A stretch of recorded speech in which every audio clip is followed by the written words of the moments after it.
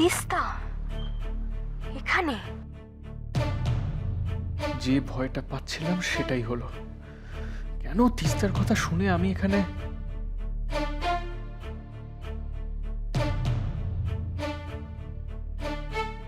Kanak, sorry, মানে আমি জানি তুমি আমাকে এখানে আশা করনি, কিন্তু মানে কোনো কোনো মিসআন্ডারস্ট্যান্ডিং হয়ে যাবার আগে আমি কয়েকটা কথা একটু বলতে চাই। তিস্তা প্লিজ, তুমি এখন যাও এখান থেকে প্লিজ।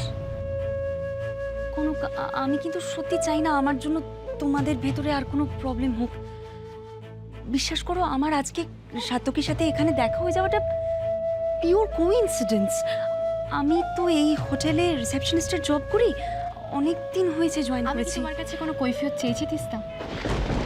না না, আমি জানি তুমি সেরকম কিছু বলবে না, কিন্তু কনক প্লিজ আমার জন্য তুমি সাত্তকীকে। আমার বিশ্বাস এতটা ঠুনকো নয় তিস্তা।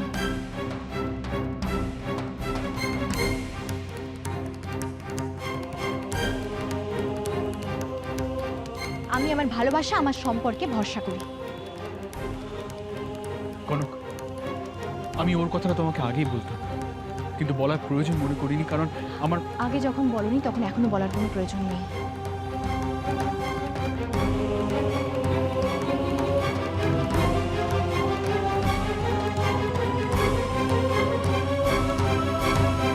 কিন্তু আমি এখানে কেন এসেছি সেটা তো তোমার জানা দরকার কনক।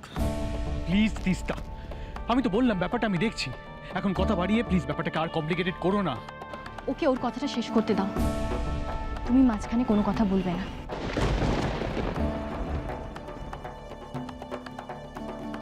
কি বলবে বলো? কোনো কৌলি আর অরূপ হোটেলে নেই।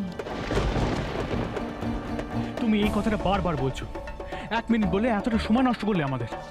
আর তুমি যেহেতু ভাবছো আমি তোমাদেরকে ডিস্টার্ব করতে এসেছি, তাই তুমি আমার পুরো কথাটা কিছুতেই শুনছো না। আমার পুরো কথাটা শোনো সাত্তকী। কোনো কলি আর অরূপ কাল রাত থেকে হোটেলে নেই। হোয়াট ডিড ইউ সে? সাত্তকী, আমি না এমনি এমনি এখানে ছুটে আসিনি।